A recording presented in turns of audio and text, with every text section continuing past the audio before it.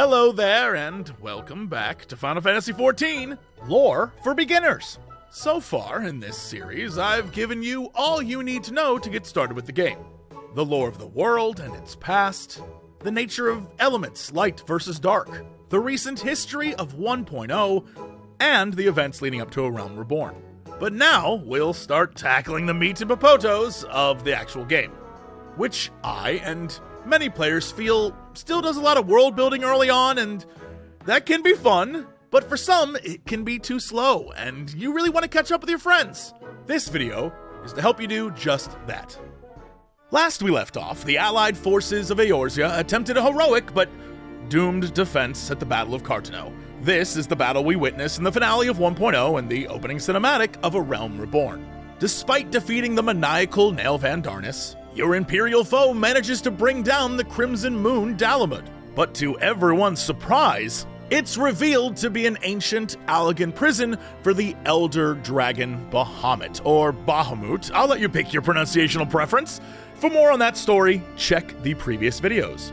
As dragonfire rains down upon the battlefield, standing vigil on the cliffside nearby is Archon and Circle of Knowing founder Louisoix Le Veilleur, steadfast in his belief that he could summon the power of the 12, the ancient gods of Eorzea, and seal away the dragon once again. Assisted by his fellow Archons and the prayers of 1,000 souls, they channel their strength together to assist their fearless leader. But the might of the dragon proved too strong.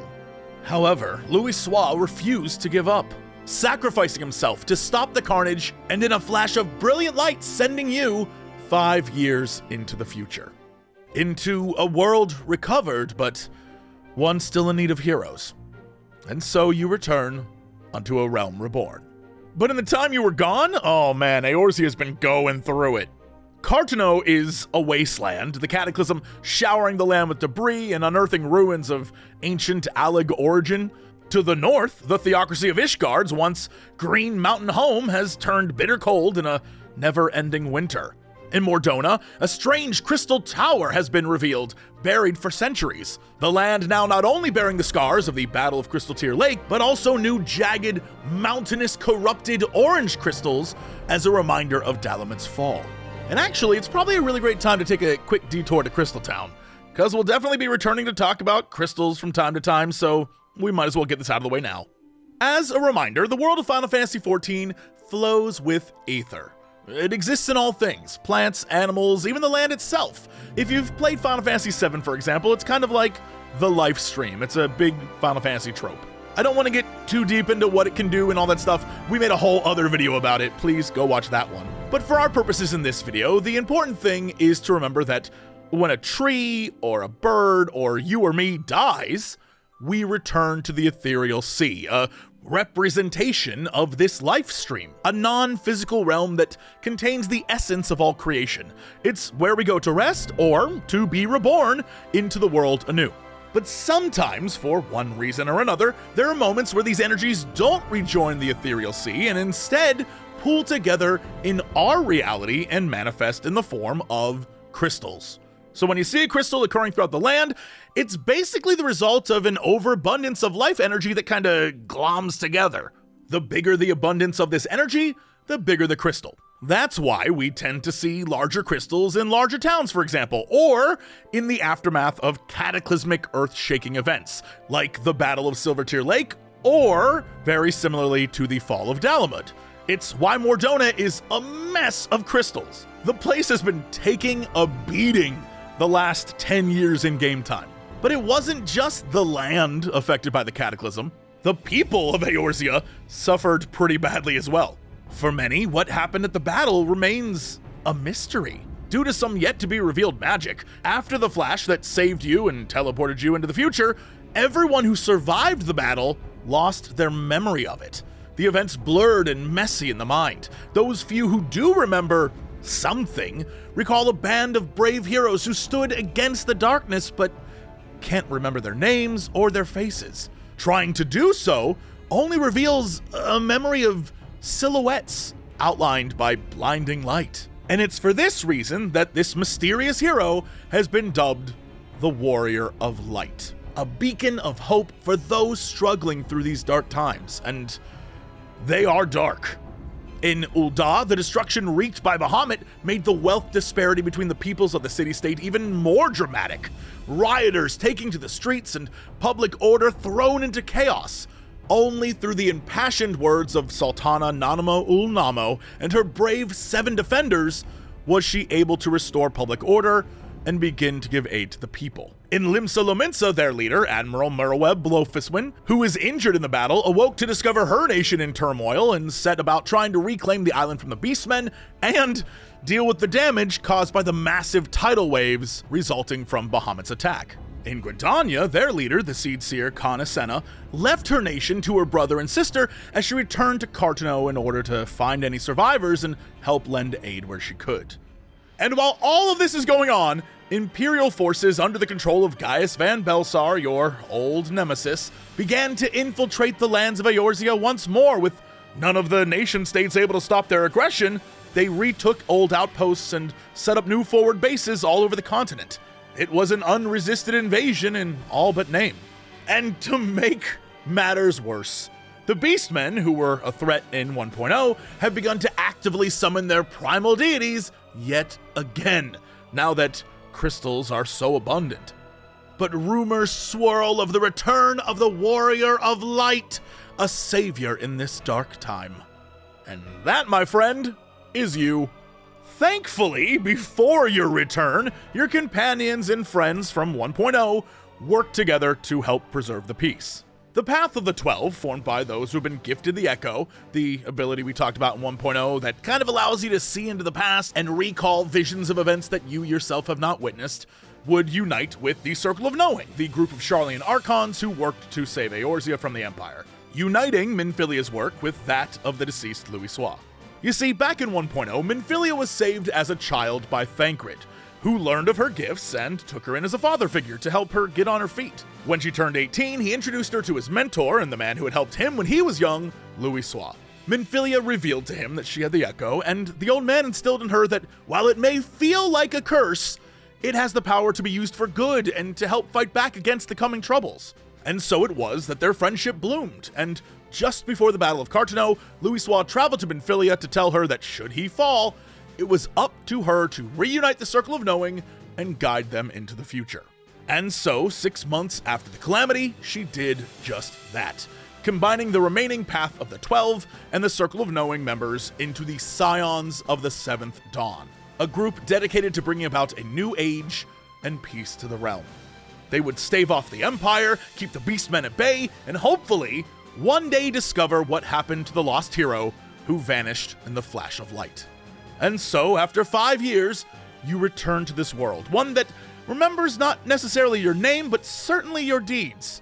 Now beset by visions of the Mother Crystal Hydaelyn calling out to you and warning you of unforeseen adversaries working in the shadows, her voice clear in your head bids you hear, feel, think.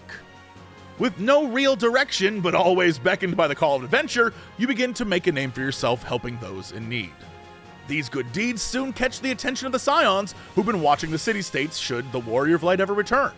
Be it Y'shtola and Limsa Lominsa, Papalimo and Ida and Gridania, or Thancred and Ul'dah, it's these first interactions and the reveal to them that you have the Echo that eventually leads you to the Waking Sands and the headquarters of the Scions.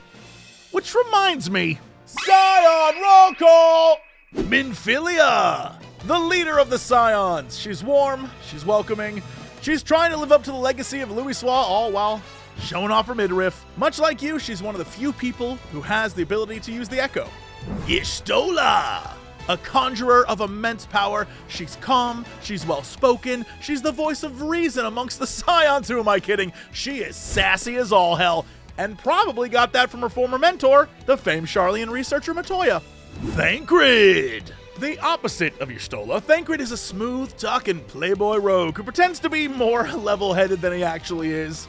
He does have a heart of gold side, though, as he is devoted entirely to Minfilia, who he's taken care of ever since she was a little girl, very similar to how Louisoix saved him from a life on the streets when he was young himself. Papalimo! A mage of great skill, he's the oldest and crankiest of Scions, and perhaps one of Louisoix's greatest students. He's cynical, he's short-tempered, a perfect foil for his traveling companion. Ida! The perky traveling companion of our previous scion Papalimo, Ida is a refugee from the fallen Alamigo.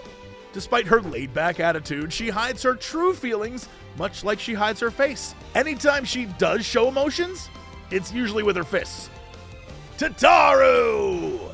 Tataru, while on paper, is the Scion's receptionist, but in reality is so much more. She's the heart of the party. Loyal, dependable, shrewd, an amazing judge of character, and really the best drinking buddy you could have as a Scion. Urianger! Lastly, the most mysterious member of the group, Louisoix's prophet from 1.0 continues his mysterious riddles and cryptic phrases in A Realm Reborn. Although knowledgeable in all aspects of Eorzean life, and good counsel for any hero, he still always manages to hide exactly what he knows and how much he knows of it. There are plenty of other side character Scions as well. I affectionately call them the B team, and they'll show up every now and again, but for Realm Reborn, these are the main ones. Also of note are two young twins that you'll cross paths with every now and again, but we'll get back to them later. Anyway, on with the story. As you continue to assist the city-states with their various troubles, there are hints that more is at play than we originally thought. It seems as though every plot or scheme to upset the balance in Eorzea in some way connects with this secret cabal donning black robes and masks. The very same Hydaelyn's vision warned you of. But your investigation into this mysterious group will have to wait, as the threat from the Beastmen and their gods quickly becomes the biggest worry.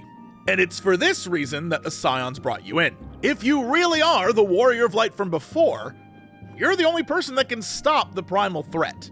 As mentioned in the previous video, primals are basically the famous Final Fantasy summons you know from previous games, except in 14, they're terrifying. In not just power, but the ability to control the minds of men as well, bending them to their will. So you can understand why both the Scions and even your foes, the Garlean Empire, fear them and want the world to be rid of them. If you recall back in 1.0, it was because Nelvan Darnus was mind-controlled, or tempered, by Bahamut that the Great Dragon was freed from its prison, which ended pretty badly for everyone. Traveling to Thanalan, which is where the city of Ul'dah is based, you begin to investigate a series of kidnappings, and it's revealed that an Ul'dah merchant is in league with the local beastmen tribe, the Amalja. When the Immortal Flames, protectors of Ul'dah, decide to put a stop to it, they're betrayed by one of their own. Captured by the Amalja beastmen, you're brought before Ifrit, their primal god, as an offering. But, as they soon discover, unlike the others, you can't be tempered, or mind-controlled, by the elemental god, as you are under the protection of Hydaelyn. Enraged, Ifrit attacks you, only to learn that you take down primals for fun. Vanquishing your foe reveals a crystal that enhances the blessing of light Hydaelyn has placed upon you. With the threat of Ifrit dealt with, you return to Ul'dah a hero. But from the cliffs above the battle, one of Gaius' chief lieutenants watches, Nero Tolskeva. He can't help but recognize your power, and, much like the Empire, your desire to defeat the primals. Perhaps you could be a useful tool. As word of your deeds spreads, you quickly find yourself growing quite the reputation, not just as an adventurer or hero, but perhaps truly the returned Warrior of Light. Calls of aid come in from all over Eorzea, as various city-states and factions vie for your help. However, this begins to draw all sorts of attention from other less savory characters as well. Making good on your desire to help, you travel to the cities of Eorzea in the midst of their remembrance celebrations, honoring those who died at Cartno.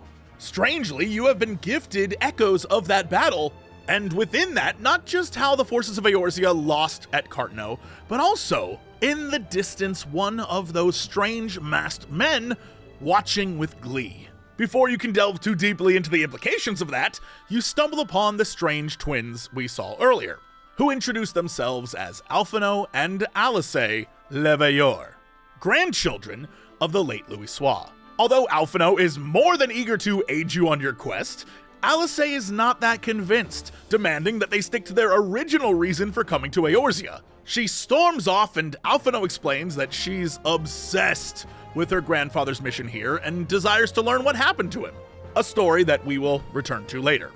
For now, your service to the city-states and the Scions sends you to Gridania to entreat with the Sylphs of the Forest, fearing that they, like the Amalja, might turn to summoning their primal deity, Rama, or Ramu, again, pronunciate how you will. But as you work to earn the Sylphs' trust, beating back Imperial invaders and discovering that that's why they're so upset, wanting to summon their god, from the shadows, the black-robed figure watches. Except now, he introduces himself as La Habrea, one of many who has been following your progress. His people, the Ascians as they're called, have existed since time immemorial, and he believed it was time for them to announce themselves to the world. Their schemes unknown, but methods made plain, you realize the knowledge of how to summon primals gained by the Beastmen seems to have come directly from La Habrea. But why? And for what purpose? Leaving you with more questions than answers, you return to the Scions, who then send Thancred to investigate and learn more about the Ascian threat. But before you come to an answer, trouble brews again. This time in Limsa Lominsa, the nearby kobolds having begun to summon their primal deity, Titan, seeking revenge for the years of bloodshed between them and the Lominsans. Rushing to their aid, you manage to defeat Titan and save the city, gaining yet another crystal in the process. But this victory is short-lived, however, as upon your return, you discover the Waking Sands has come under attack. Within its walls, dozens of your friends and allies lay dead. But this wasn't the work of Ascians. Instead, your old foe, the Empire. Learning from survivors that they had come looking for you, but instead settled on your friends. Their commander, an Imperial all-in-white, took Minfilia and the others into custody. You're told by your mortally wounded Sylph ally, Noraxia, that Minfilia's last words before being taken were for the Warrior of Light to seek refuge at the Church of Saint Adama. After burying your friends, you listen to her wishes and venture to the Sanctuary, where you discover a man who claims to be a veteran of the Battle of Cartno, but otherwise lost his memories, in a way far more severe than anyone else.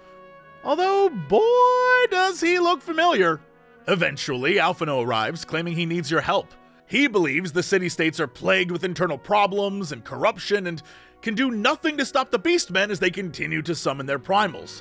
Things in Eorzea are not looking good, and you're needed, because in the north, the bird-like Ixalbeast tribe work even now to summon their winged god Garuda. With the Garlean Empire taking more and more of Eorzea, and the new Ascian threat, an additional primal in the north is something that needs to be dealt with immediately. Alphino, in an effort to take matters into his own hands, discovered that the only way to get to the Ixal and Garuda is with a powerful enough airship, and the best airship out there was piloted by none other than famed Garlean turned Eorzean hero, Cid Garland, your friend and ally from 1.0. Thought lost after the calamity, Alphino tracked him down to here, at this very church. And what do you know? The mysterious man who forgot his past was actually Cid all along? Crazy! Actually, the crazy thing here is what a good beard can do to change a man's appearance. Not really sure what to believe, but eager to help in any way that he can, Cid joins the team. Although he's not really sure where his airship or crew are. You tell Alphino that you also have to figure out how to rescue your friends feeling responsible for their capture, but he insists that at the moment there is no way you can go off and save them unless you want to take on the whole empire by yourself. For now, the best way moving forward is to find the airship and use it to challenge Garuda. In theory, if you can defeat the Wind Primal, considered the strongest and most violent of primals, you can probably make the other beast tribes reconsider their summoning efforts, at least for a while, allowing you then to turn your attention to the Empire. Convinced by his plan, you and Cid agree to help. Following rumor of his ship's last location, you travel north towards the borders of the isolationist Ishgard. While at first you're turned away, through persistence in helping the local knights, you manage to get a meeting with Orshafont Greystone, a knight and illegitimate son of a noble lord. For all the good you've done in his domain, he offers you the location of Cid's ship, the Enterprise, now resting among the ruins of an old Ishgardian stronghold, the Stone Vigil. Unfortunately, It's under the control of the Dragon Horde, Ishgard's sworn enemy. With no other choice, you forge ahead. There, upon discovering the ship, the group is accosted by La Habrea once again, this time cautioning you on your course of action, but interested in the attempt. Impressed by your ever-growing power, he sets a nearby sleeping dragon upon you as another test. Defeating it, you gain yet another crystal, and upon reuniting with Cid in his airship, unlock his memories. Thanks to the power of the Echo and, I assume, friendship, he recalls his past, his crew, his reason for leaving the Empire, and also you, the Warrior of Light, the hero he helped 5 years ago. Together, you, Cid, and Alphino challenge Garuda at the heart of her vortex, but you learn that the Ixal have, for some unknown purpose, bound several captive kobolds in Amalja. Furious with your intrusion, the Lady of the Vortex attacks, but you defeat her as you have done with so many primals before. As another crystal is bestowed upon you, your victory is short-lived as Garuda miraculously revives, the fervent prayers of her faithful bringing her back once again. As long as they continue, she will be reborn over and over. Preparing to continue the fight, you're interrupted by the arrival of Gaius in the Empire. Recognizing his old mentor and friend, Cid calls out to him, but Gaius simply tells him to watch as he brutally guns down the Ixal. He claims that he has ever sought the same thing as the Warrior of Light, to defeat the primals. He just wants to do it permanently. In her rage, Garuda channels the air currents around her, causing catastrophic winds to rip through the mountains. The terrified kobold and Amalja captives praying to their own gods, summoning forth Titan and Ifrit once more. Recognizing the situation has gotten way out of hand, Cid urges you and Alphino to flee. Garuda, turning to her fellow primals, demands that Ifrit and Titan surrender their power to her so she can become the most powerful primal ever and put down their enemies once and for all. But Gaius, unlike us, does not run. The secret weapon brought with him upon his return to Eorzea is finally unleashed. An ancient Allagan machine of terrible power. The three primals attack the construct, but as we've mentioned in previous videos, the Allagans were skilled at capturing primals, and quickly, one after another, the machine devours the essence of the three, just straight up eating Garuda. And from a nearby airship, the masked Ascian La Habrea watches, his plan finally coming to fruition. As you barely escape, Gaius warns you not to come for him, because there is nothing you can do to stop him now. Returning to the empty, solemn waking sands, you learn that Yda somehow survived the Imperial attack, and she's been waiting for Y'shtola, who also made it out alive, to return with news. In your absence, they followed every lead that they could to locate your comrades, discovering that they've been taken to an Imperial facility in Mordona. As you quietly wait for her return in the dark halls of your headquarters, you're called upon by Hydaelyn, the Mother Crystal, once more. Commending you for all you've done and the bravery it took to collect the elemental crystals, she bids you to continue the fight not just with the Empire, but with the Ascian La Habrea. The crystals you collected were for a reason. They will be your shield and your blade in the coming battle. The good news continues as Y'shtola returns and informs you they know where your friends are being held. And in even more fortunate news, Cid's old crewmates, Biggs and Wedge, have escaped Imperial custody. If they can find them, then together you should be able to hatch a plan to infiltrate the Imperial facility. Rescuing the two, it appears the plan you're going with is throwing on a disguise and infiltrating the facility. But to really sell the ruse, you need some Magitech armor. Working with Cid, Biggs, and Wedge, you capture one. And even though it's not particularly future plot relevant to know this, Wedge ends up discovering that Magitech armor has the same sort of internal mechanisms as mammoths, those funny little clockwork robots that are used in various aspects of society, which means that, in theory, Magitech armor could be fiddled with to have some sort of emotions or perhaps sentience. So of course Wedge turns that part up to 11, basically making your armor another member of the team he names Maggie. And while she may not talk or emote, there's definitely something going on there. There are scenes they include where Maggie just appears to recognize you and act to help the team. Obviously, it's not too plot important to what happens in the future of this game, but it's cute and I felt like it was something to mention. As you set about infiltrating the Imperial base, Y'shtola and Yda confront the white-armored Imperial, Livia, to distract her from your real mission. As they keep her at bay, you locate Minfilia, Tataru, Papalimo, and Urianger. But like with all great escape plans, this one falls apart rapidly, as Imperial forces begin to quickly outnumber your own. Knowing he needs to draw them away so you can escape, Wedge takes Maggie and charges in to stall for time. Chased down to the edge of a cliff with nowhere to go and seemingly all hope lost, you're rejoined by Y'shtola and Yda, giving Wedge just enough time to get out alive, Maggie electing to stay behind, both totally confusing and completely distracting the Imperials who have never seen a Magitech machine act like this before. Jumping to Cid's ship, you briefly think you've won the day, until Gaius reveals the true power of his Allagan machine, the Ultima weapon. If you've watched my previous videos, you know that 5,000 years ago, during the Allagans' war with the Mericidians, they sought a means to capture and control primals. The Ultima weapon was one such means of doing so. As the Enterprise dodges its powerful beams, you look below. Standing proudly next to the Ultima weapon is Gaius' secret collaborator, La Habrea. As he finally pulls back his hood, he's revealed to be Thancred? The one who had been sent to learn about the Ascians was an Ascian this whole time? As your team reels from this revelation, Alphino tells them the next course of action must be to rally the city-states. With news of the Ultima weapon, he's sure they'll try to sue for peace, but they must be assured they can fight. Minfilia, too, believes there's more help needed as she reaches out to her friend, Cryle, another scholar and scion who we've yet to meet, apparently working to aid the scions in the background from the Sharlayan motherland. Arriving in Ul'dah, Alphino's fears are founded, as the heads of the three major city-states meet and view the demands of the Empire and the threat of Gaius' weapon.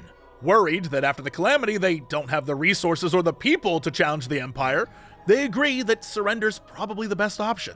However, thanks to a timely intervention by Minfilia, Alphino, and Cid, they agree to fight. Working together with the Scions, they prepare the largest counteroffensive in Eorzean history, Operation Argon. In order to be successful, they need to be swift, taking down the Imperial bases before any reinforcements can arrive from Alamigo. They'll need perfect coordination and to strike all the Imperial bases at the same time, catching the Empire off guard. From Minfilia's contact Cryle, we learned she was able to craft a replica of an Ascian Crystal of Darkness, an implement that we're told is used by these mysterious figures to control the minds and bodies of men. Thancred is not really an Ascian, but merely controlled or inhabited by La Habrea. Your mission now includes saving him as well. Keen-eyed players will note that at some point after his first investigation, he began wearing a new necklace with a black stone in it, a hint that this is when the switch took place.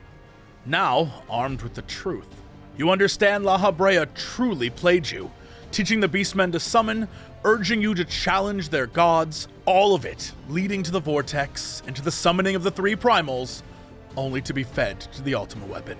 It's what he had wanted from the beginning, and now he had to be stopped, and Gaius with him. Coordinating with the Alliance forces, you managed to take down the Imperial strongholds, and finally finishing off the murderous Livia as well. In fact, the only one who does seem to escape is the red-armored Nero, who we learn is something of a rival of Cid's. And like every good Saturday morning cartoon villain, he dips out in darkness to fight another day. Side note, while battling your way through Gaius' fortress, you discover Maggie repaired and well. Freeing her from Imperial control, you use her cannons to bust through the walls, making your progress all the more quicker. And in the end, after all this time, you come face to face with Gaius, and keeping his promise to you during the events of 1.0, you fight the man who dares you to challenge his newfound might. And yes, while the Ultima weapon's triple primal-infused powers are undeniable, with the help of Hydaelyn, the crystals you collected, and the light's protection, you managed to pool the primal's powers from the construct, weakening it. Gaius, shocked by this turn of events, is soon joined by La Habrea, revealing to him that you cannot be beaten while under the protection of the crystal. The only way to truly defeat the Warrior of Light is to use the dormant power inside the heart of the Ultima weapon.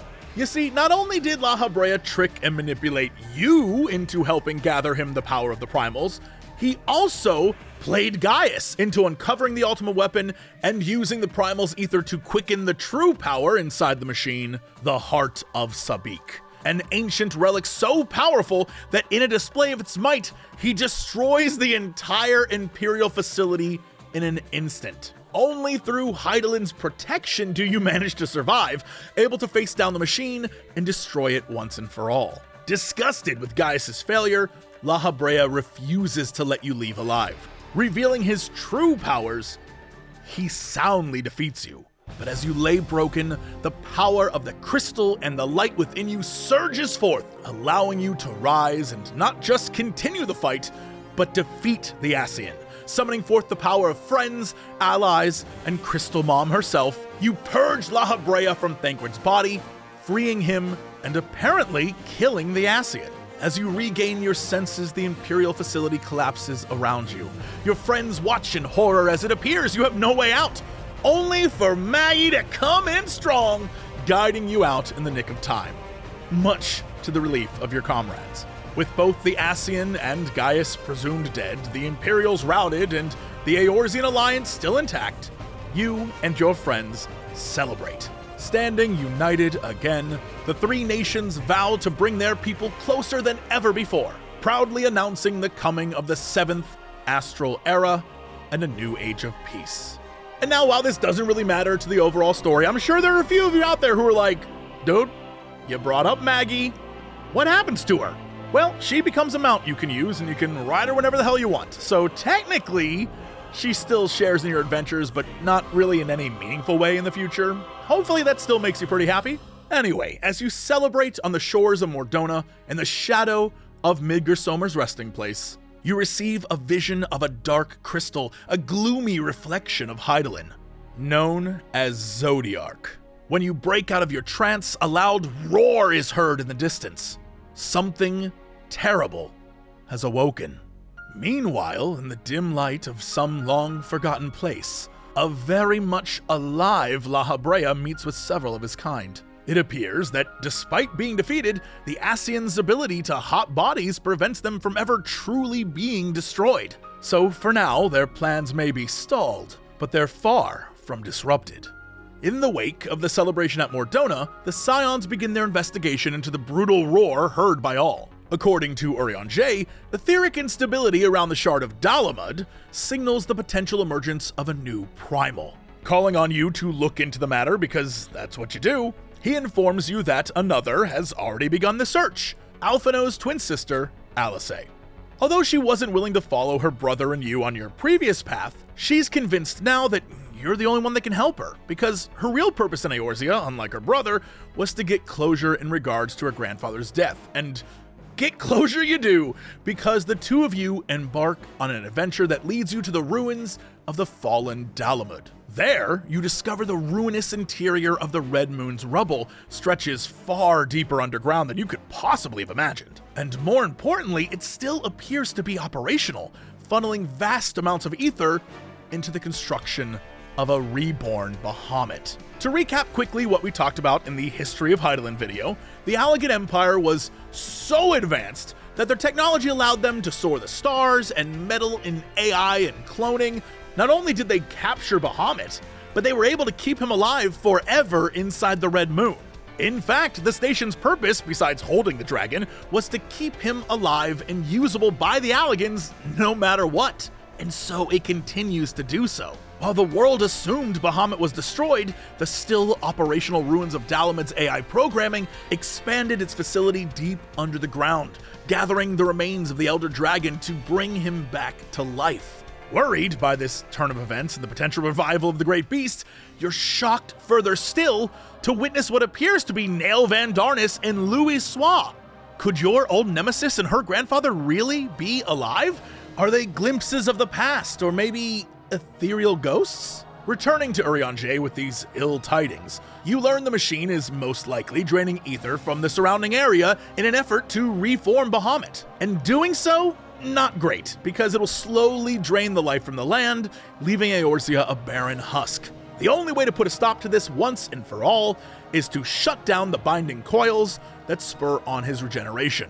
Returning to Dalamud, you're confronted by Nael, who warns you that if you keep defiling the domain of the one true god, he will kill you. Obviously, this doesn't stop you, and especially not Alice, as she wants to know what her grandfather's doing here. But as you chase after Nael, the Allegan facility dramatically changes into the sky above Cartano, where you originally fought Nael 5 years ago. And just like then, he begins to channel the dragon's power. But Alice is with you this time, and she doesn't wait for him to shoot first. She blasts off the helmet of the Imperial, revealing that Nael is a woman. That's right, we actually never met the real Nael Van Darnus. Not now, not in 1.0, never. He died long ago, and his sister had secretly taken up his role to keep the family's power and position. It was she who was tempered and warped by Bahamut, and it was she you fought those years ago. Transformed now completely by the dragon, you battle this warped reflection, bringing an end to the illusion, revealing that you were still in Dalamud the entire time. In her final moments, Nael, or as she was known, Eula, reveals that while her ether is fading, she's finally free of the primal's tempering thanks to you.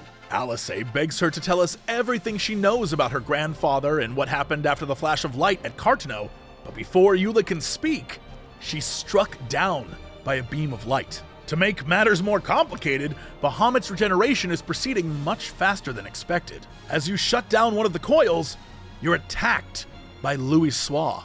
He demands you cease, but Alice refuses, and just when you're about to throw down with your old friend, he backs off, warning you, much like Nael did, not to continue your present course of action.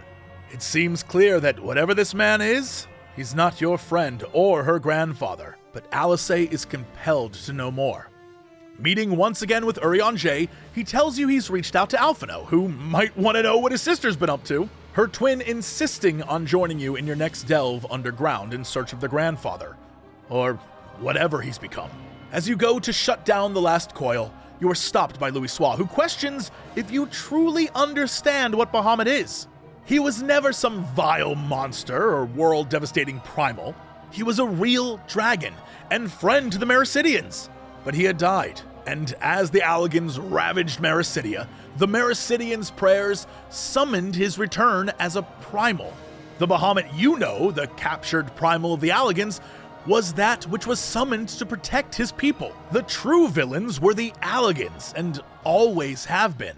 And if you want more on that, please see the previous videos. However, all of that was in the past, and none of that matters to you, as the threat of Bahamut's return and the siphoning of the land's ether would kill many, many more, despite Louis Soir's beliefs. The twins, unwilling to give up their attempts to shut down the system, are challenged by their grandfather, who himself turns into a primal, the Phoenix. And just like with Nael, defeating him frees what's left of the man from Bahamut's control. As his ether dissipates, he finds peace knowing it was his own grandchildren who saved him. Alice pleads for answers, and he explains that at the Battle of Cartano, the 12 did answer the prayers of the people.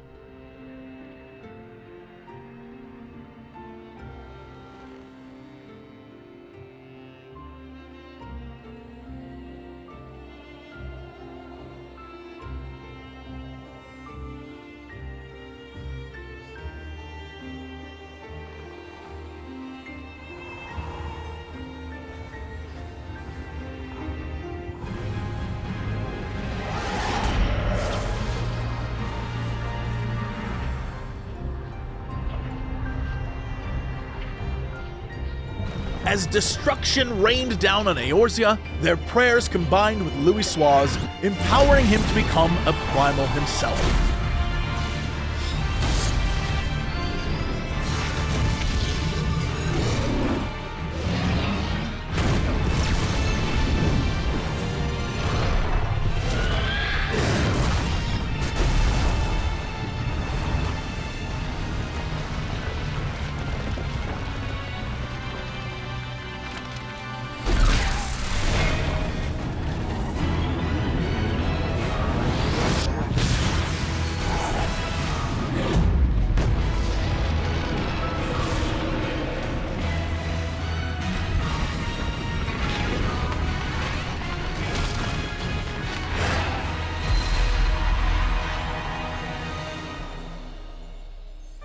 the Phoenix, a symbol of rebirth and a second chance for the world. He had, in fact, succeeded in destroying Bahamut, and with his victory, believed he could rest, releasing his ether back into the ethereal sea.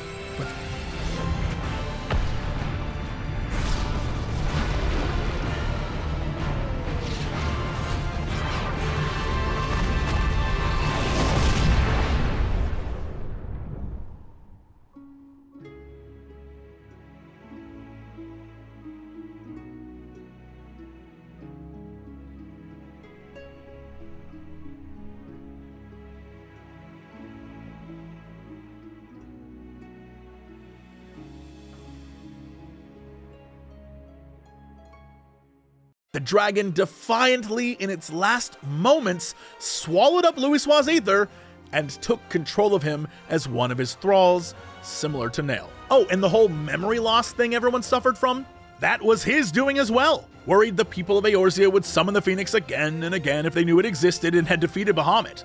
But safe in the knowledge that his grandchildren will carry on his legacy, he tells them how proud he is of them and that now they must find their own way.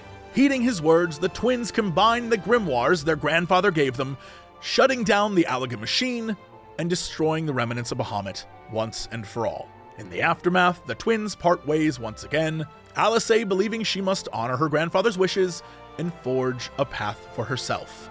Meanwhile, you, Urianger, and Alphino return to the Scions. Back at the Waking Sands, the Scions discuss moving their headquarters to Revenant's Toll in Mordona, with some aid from recent ally and all-around good boy, Orshafant in the north. Not only would it serve as a more central location, but it would also show the world that the Scions aren't beholden to any one nation.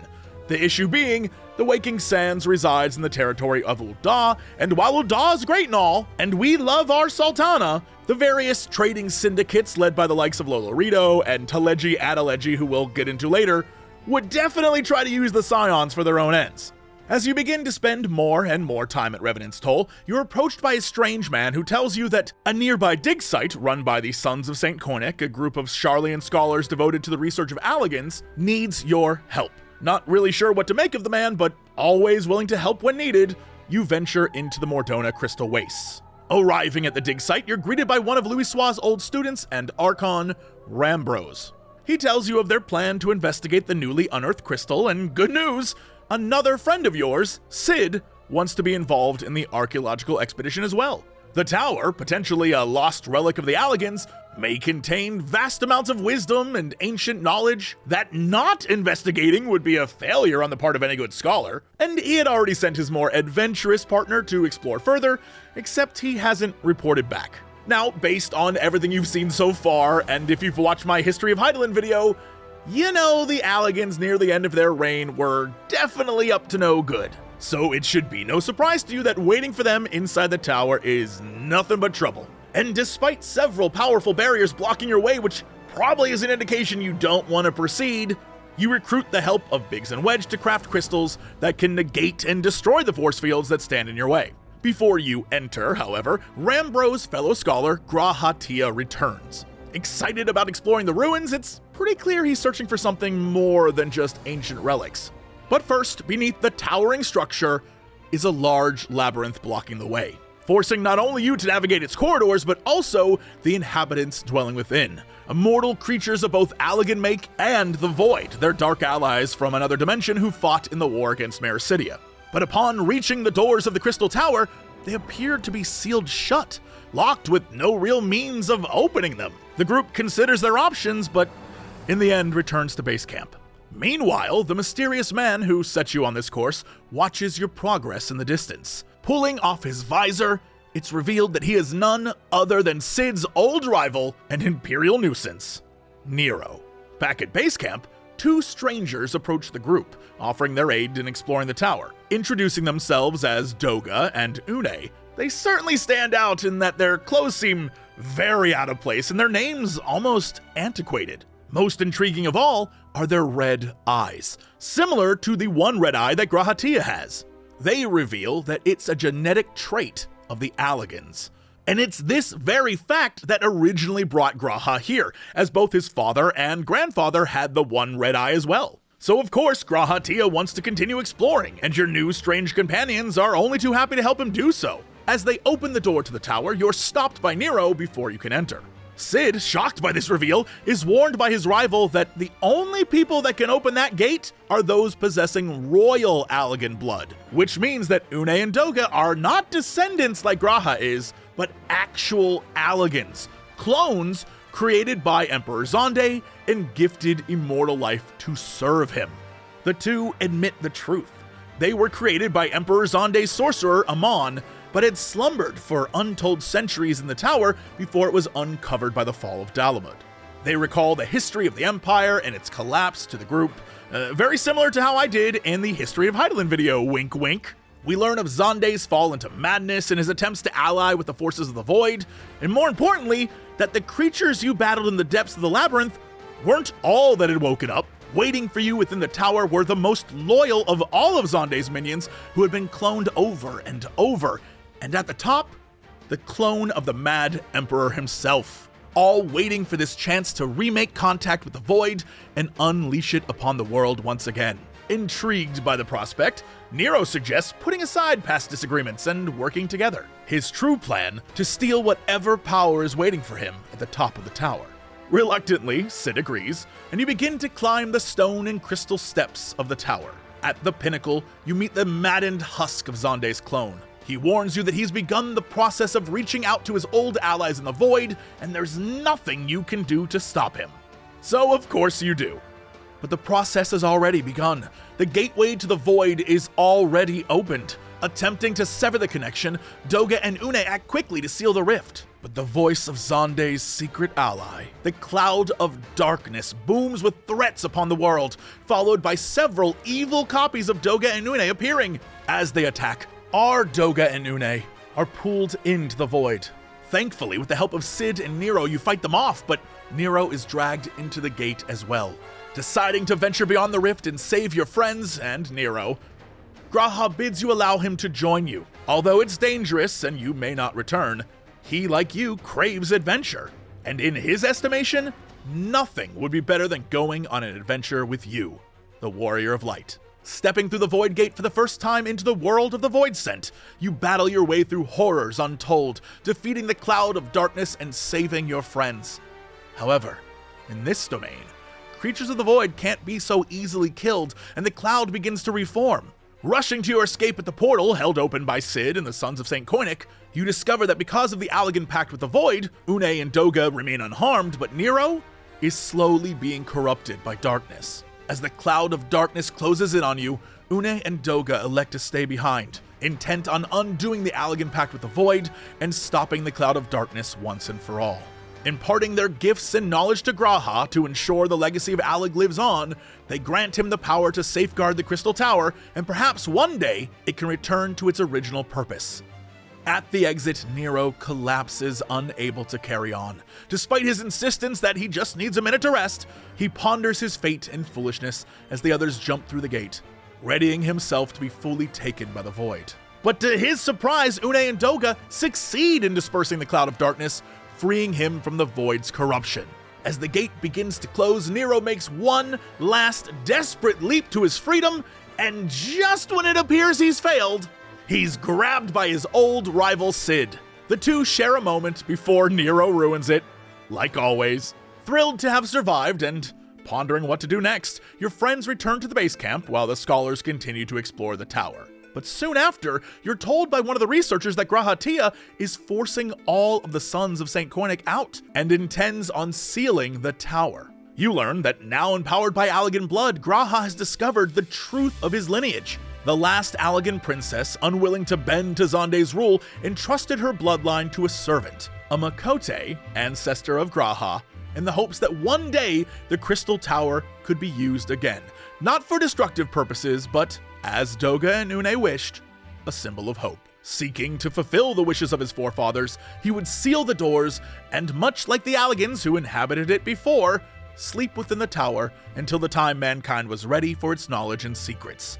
Ready to make the world a better place. To make sure no one would come back in search of those secrets before the world was ready, he would seal himself inside, to rest and wait, knowing for certain it would be his friend, the Warrior of Light, that would lead the peoples of the world to that future. He promised you would see him again. And with that, the doors sealed. Sometime later, at the entrance of the Crystal Tower, Nero looks on, contemplating his past mistakes and a life now owed to Sid. Hell-bent on starting over, he tosses his Magitech ether tracker into the depths below, walking off to another crazy adventure. As he leaves, we hear the subtle noise of his machine in the chasm below, beeping out what many sleuths on the internet believe is Morse code, saying, "It's all wrong." Which means something, but that's for a future video.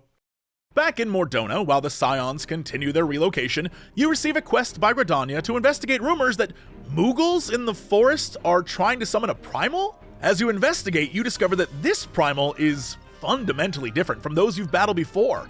Unlike the deities of the Ixal or the other beastmen, whose belief and religious fervor brought their gods to life, the Moogles have taken to summoning a legendary hero from the past, the once real living king Mogglmog, who long ago was said to have brought the Moogles to the woods and saved them from a war in the heavens. Interestingly enough, this is very similar to the summoning of Bahamut by the Mercidians. Bahamut, much like Mogglmog, was a real living being at one time, but through hope and prayer was brought back to life in primal form. A troubling turn of events with implications that are not quite clear.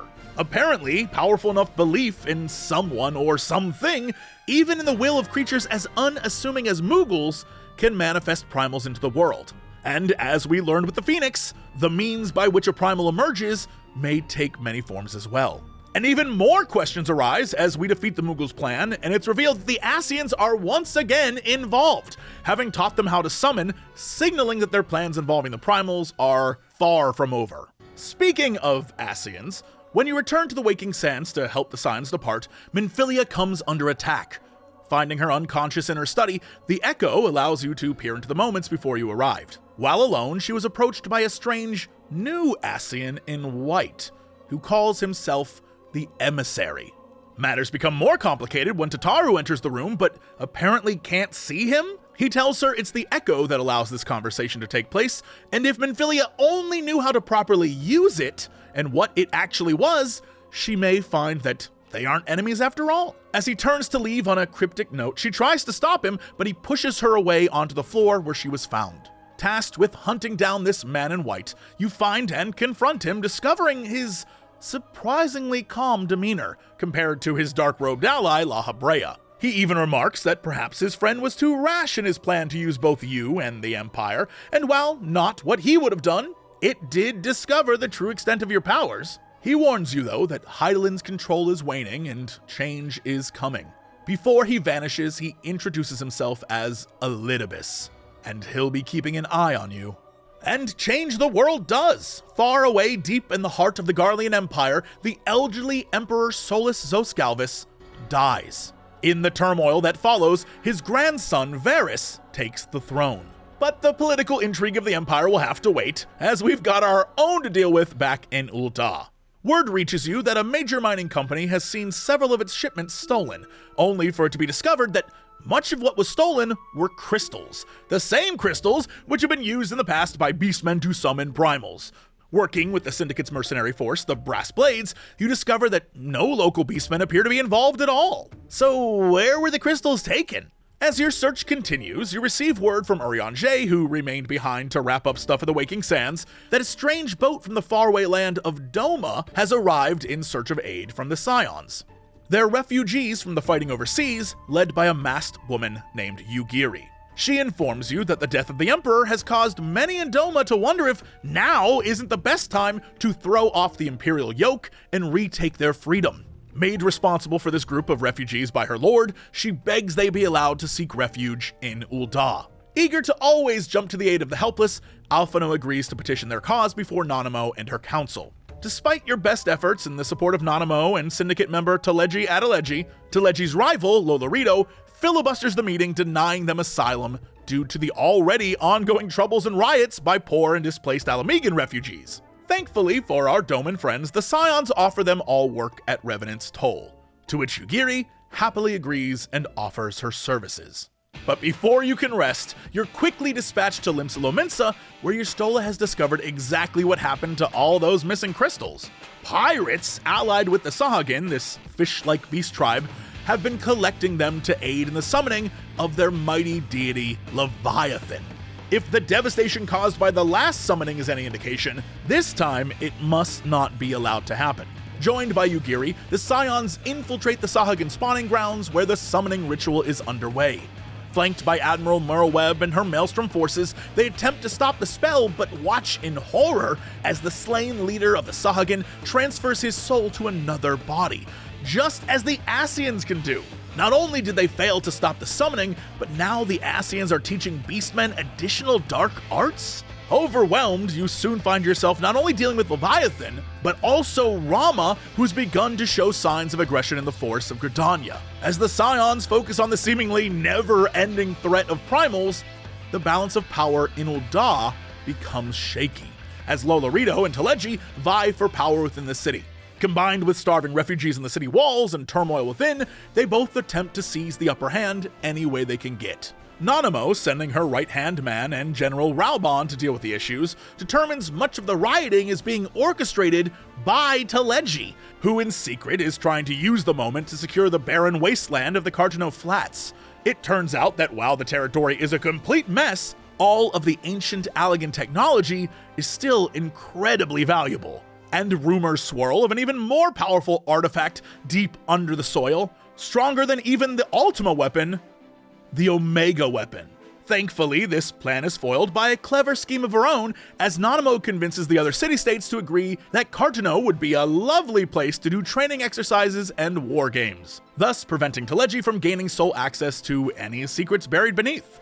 Side note, this is the explanation for large-scale PvP in-game. Sadly, due to all the cloak and dagger shenanigans, there remained no real evidence to hold or prosecute Teleji, who now harbors a significant grudge against the Sultana and Raubon. Disturbed by these developments in your absence and realizing you can't possibly be everywhere all at once to put down every evil scheme, Alphino takes it upon himself to establish an Eorzean-wide grand company called the Crystal Braves, a group comprised of mercenaries, adventurers, and refugees who would stand at the vanguard for united Eorzea, allowing local governments to focus on maintaining order, giving the Scions time to pursue the mystery of the Ascians, and giving all those who need it a job.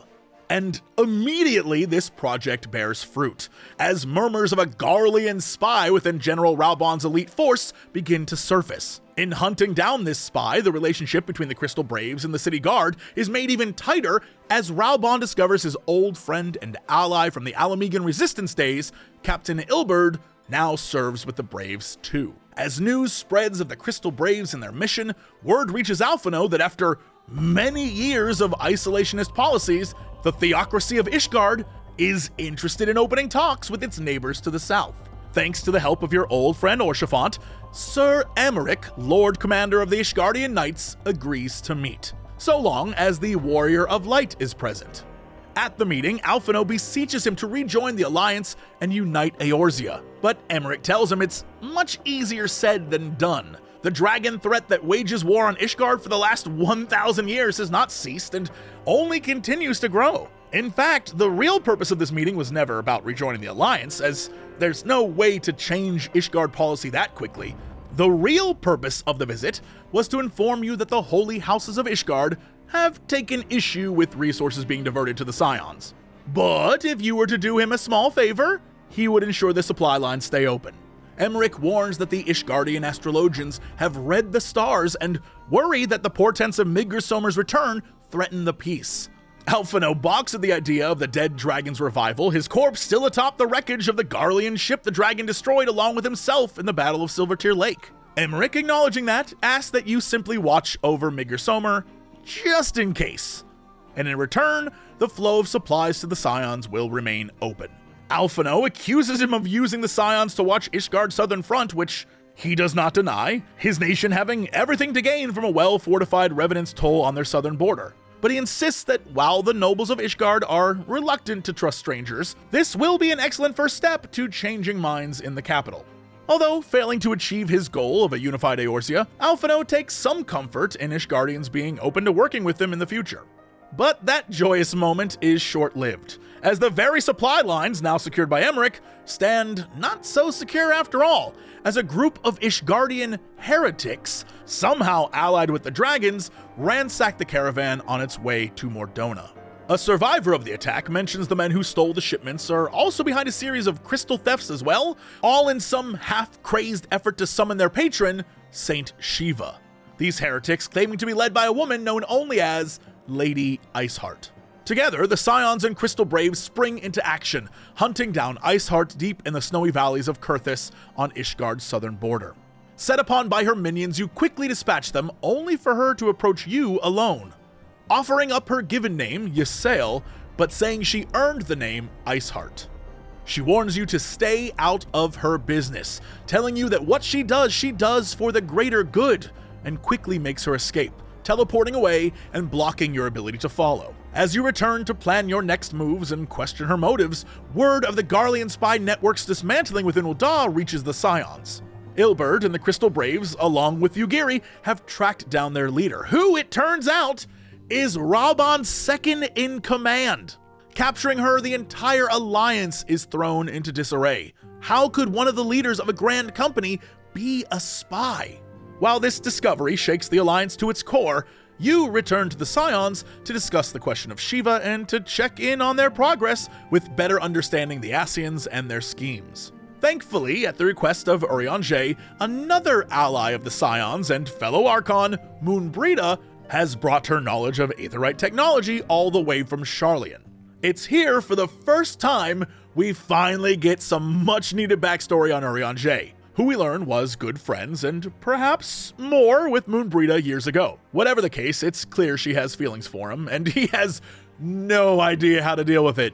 The two, polar opposites in disposition, seem an odd couple, but all the Scions seem very into the idea of giving the man all sorts of grief. And although he tries to play it off, she quickly calls him out on the fact that he basically begged her for help and wanted to see her again. Turning back to business, Moonbrita inquires about Iceheart's escape and offers a potential way to track her. Remember when we were talking about crystals? I know, it feels like forever ago. Well, it just so happens to be one of Moon's specialties. She notes that the crystals we use for teleportation serve as beacons, lighthouses for us to find our way in the ethereal sea when we teleport. It's kinda like Star Trek, except in Final Fantasy XIV, when you use your crystal to teleport, you turn into your base ether and zip along the ethereal sea to your destination, reforming on the other side.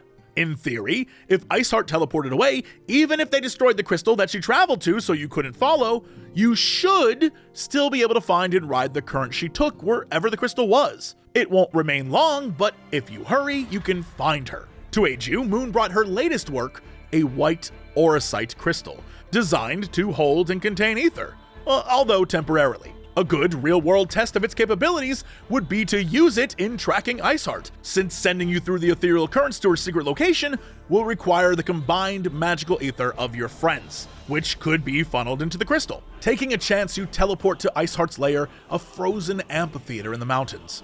She chastises you for your pursuit and being as blind to what's happening as those in Ishgard. She claims you are a pawn in something far greater, but alas, has no time for you.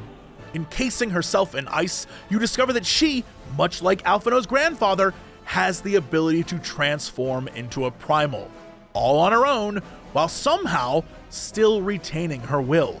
The primal attacks. Thankfully, you're a primal killer machine and defeat her, returning the woman to her mortal form. Before she flees, she asks you to seek out the Keeper of the Lake and warns you not to squander Mother's gift. As she escapes into a portal, she recites the same words you've heard Hydaelyn speak to you time and time again. Hear, feel, think.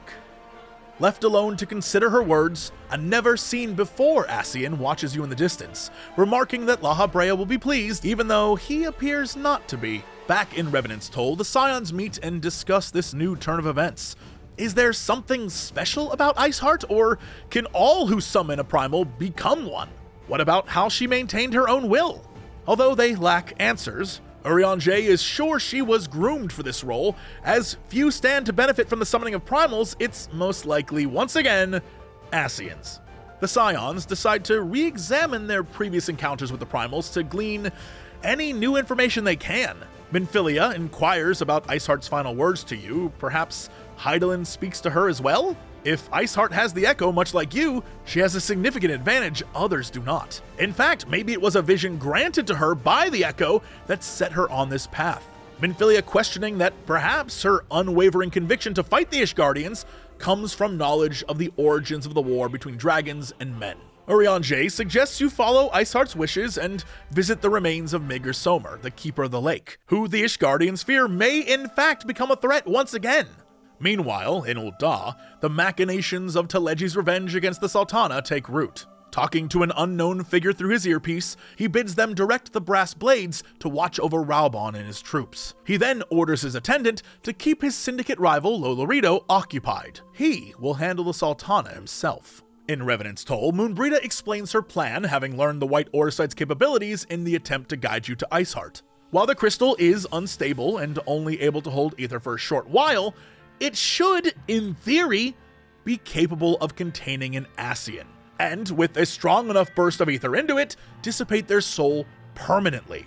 The problem with all of that being, how do you create enough of an ethereal burst to kill a trapped Ascian? But before you can depart to ponder these questions, Minfilia fills you in on a strange happening across the seas. According to her contact Cryle, the Sharlayan motherland received word of problems at the Isle of Val, an island research facility. It vanished. The entire thing, gone. Moonbrita and Urianger chime in that it's not the only weird occurrence. At the same time, scholars investigating similar phenomenon to those on the Isle vanished around the world as well. Every last one of them researching the theory of dimensional compression, or as the ancient text calls it, the rejoining. Surely the Ascians are behind this, but why and how? And does this have anything to do with the god they worship, this Zodiarch? Back in Ul'dah, we learned that the Garlean spy was not put there recently, but has in fact been there ever since the reformation of the Grand Companies to fight the Empire, by none other than the now Emperor of Garlemald, Varys.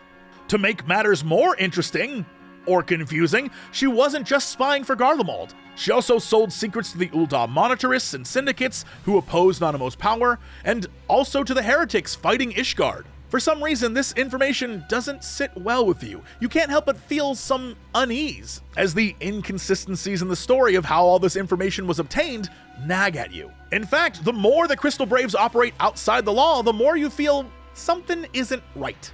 In her chambers, Nanamo meets with her fellow city-state leaders and reveals that things are not looking that well in Ul'dah. As the refugees from Alamigo continue to lack basic needs and Telegi makes his power plays, her control over the nation seems tenuous at best. Merle Webb questions why she simply just can't arrest the man, but Nanamo fears his arrest will cause revolts among the merchant class.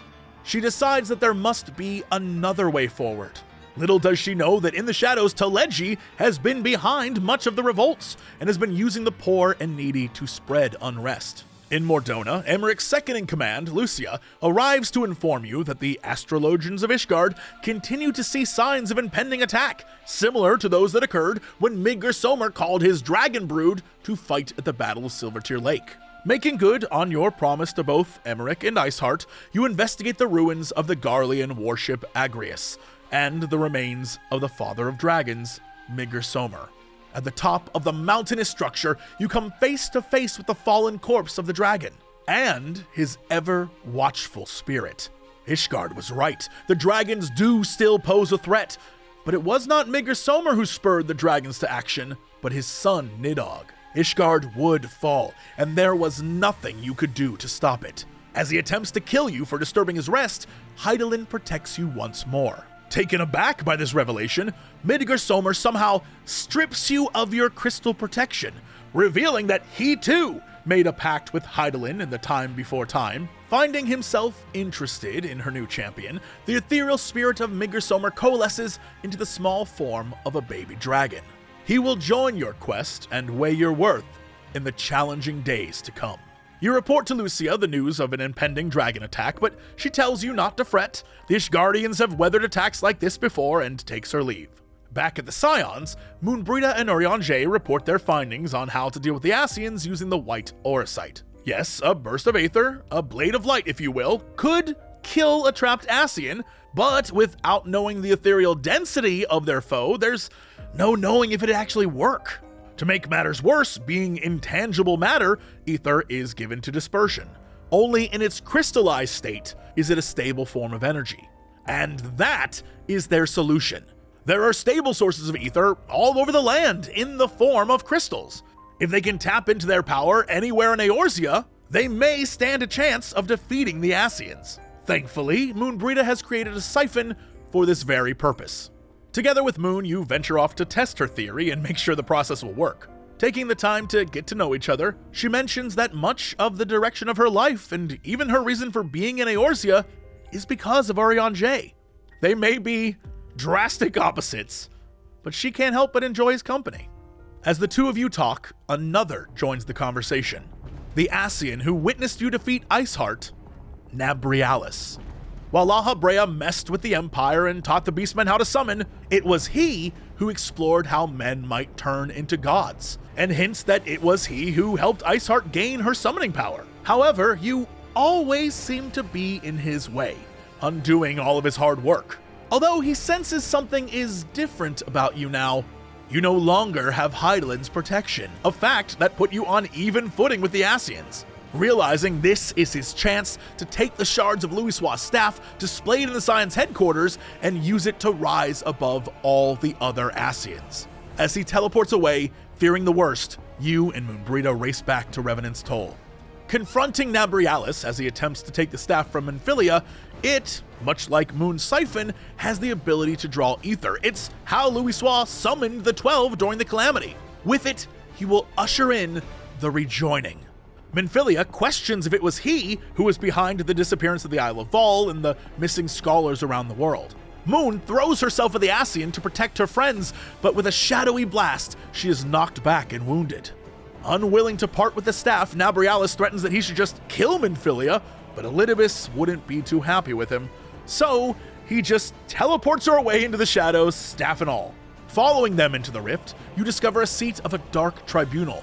14 seats in total. And in the middle, dangling above, Minfilia. Freeing her from Nabrialis' clutches, you return to Moonbrita, but Nabrialis follows, unable to truly be defeated. He promises he'll return again and again, and you'll never truly be safe from him now that you've lost the crystal's protection. Acting quickly, Moon slides the white Oresight to Minfilia, who absorbs the Ascian as he tries to teleport away, trapping him in the crystal. Using Louisoix's staff, you summon forth ether and create a powerful beam of light. But it still isn't enough. Moon, realizing the sacrifice Louisoix made to make his spell work that defeated Bahamut, sacrifices herself and her ether to kill Nabrialis. As the Scions gather to honor their fallen friend, Urianger hit hardest of all.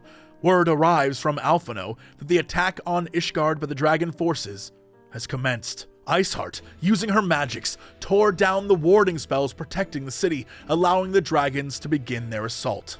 Requesting your aid, Emmerich introduces you to his friend and Azure Dragoon, Estinian, who will lead the defense of the city.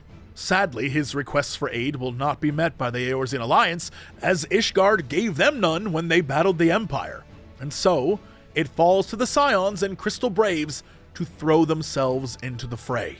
Defeating the monstrous horde sent to take the city, Estinian vows to hunt down their leader Nidhogg, who had yet to show himself. In the aftermath, although they did not send support, both the Eorzean Alliance and now Ishgard recognize the benefit of a potential alliance, and a great feast is held. The gates to the city of the north will be reopened with the hopes of better days to come. Alphino watches as all the leaders of the city-states take the credit for the Crystal Braves' work, but is called away by his men. As they gather, the Crystal Braves draw their swords on the boy. As the Scions join the party, you're called to a private meeting with the Sultana.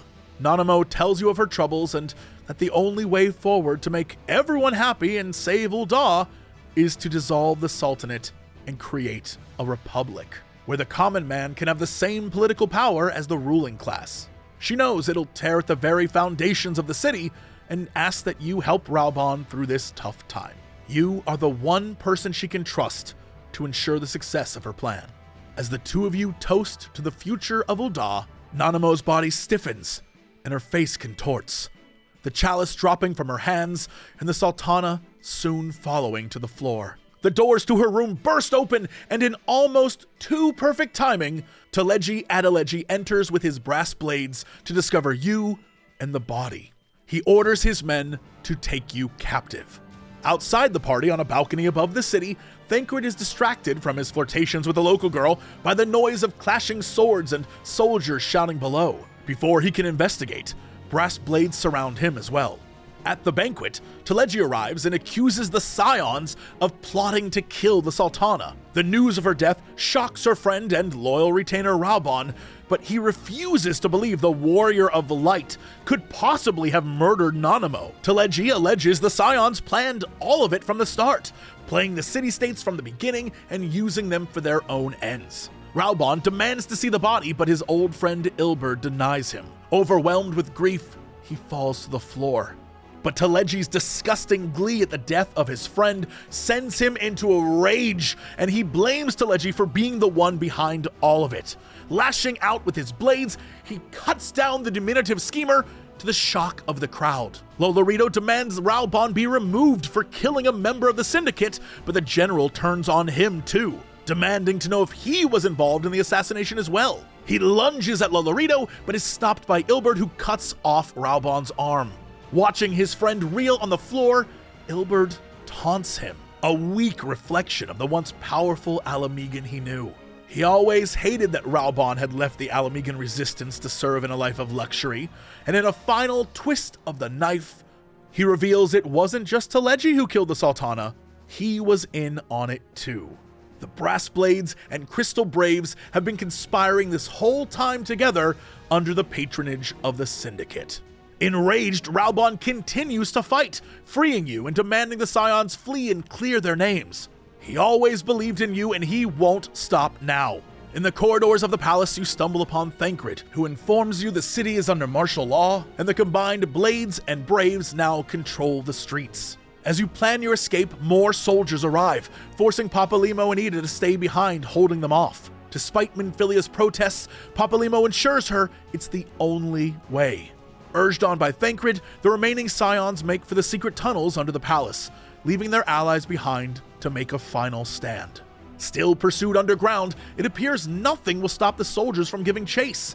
Seeing no other choice and willing to do anything to protect Minfilia and the Warrior of Light, Thancred and Y'shtola offer to stay behind in order to bring the tunnels down around them and allow you to escape. In a flash of light, the way is secure. However, as you make your way to the exit, Hydaelyn calls to Minfilia, beckoning her back into the chaos of the city. The Mother Crystal says she must remain behind, and you cannot stay with her. Now alone, on the outskirts of Ul'dah, directionless and without purpose, you find Alphino, who managed to escape thanks to the help of Raubon's adopted son, Pippin. Grateful to still have some friends in this world, even if you are now a wanted fugitive in the once friendly Eorzea, you are taken to meet Cid. With the Enterprise at the ready, he ferries you and Alphino away to safety, as Pippin stays behind to work from within to find his father. Secreting you to the outskirts of Ishgard, Orshafont offers safe passage north to the city, where the forces of the Eorzean Alliance will not meddle. For all that you've done for him, it's a blessing that he can repay that debt now. To your relief, Yugiri and Tataru manage to flee as well, the Doman offering up her ninjas and spies to assist in the search with any remaining Scions. Sadly, Alphino lingers in despair due to the betrayal of his men and his failure to see any of it coming. He damns himself for assuming that he could be the one to unite Eorzea, which, I mean, come on. Who thought letting a 16-year-old run a paramilitary group was a good idea? Orshafont offers him advice and urges him to carry on, but it's the words of Tataru that finally break through. She tells him that Minfilia would always say, "As long as we stand fast against despair, the beacon of hope will never be lost to sight." Alphino realizes that with allies like you, his dream is far from dead, and even if he must start over, he's willing. As the Scions plot their course ahead, in Ul'dah, Lolorito has plans of his own. And in the deep dungeons of the city, Raubon stews, waiting for his chance at revenge. Meanwhile, in the darkness, Elidibus and La Habrea meet, acknowledging that despite their disagreements with Nabrialis' methods, his loss shows that he was right to worry about the progress of the Scions and the Warrior of Light. To that end, La Habrea will go north to the frozen lands of Ishgard, a land of faith primed for corruption. As he takes his leave, Elidibus stays behind to address a newcomer to the room, the familiar visage of Urianger. As you begin your trek north, Midgar Somer warns you that while you may think you're headed towards Sanctuary, you have no idea what you're getting into. You heed his words, but still take one frozen step after another into an unknown future.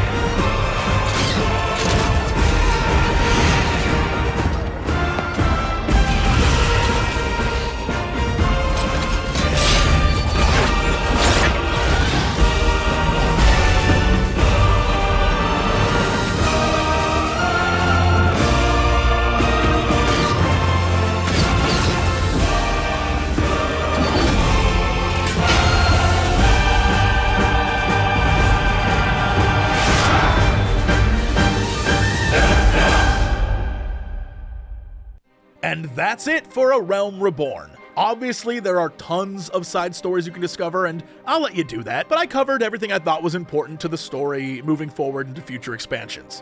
And yeah, this video was a long one, but I promise you, all of it is important to the future of the game. A Realm Reborn does so much world building, and it all pays off. I swear to you, it all pays off.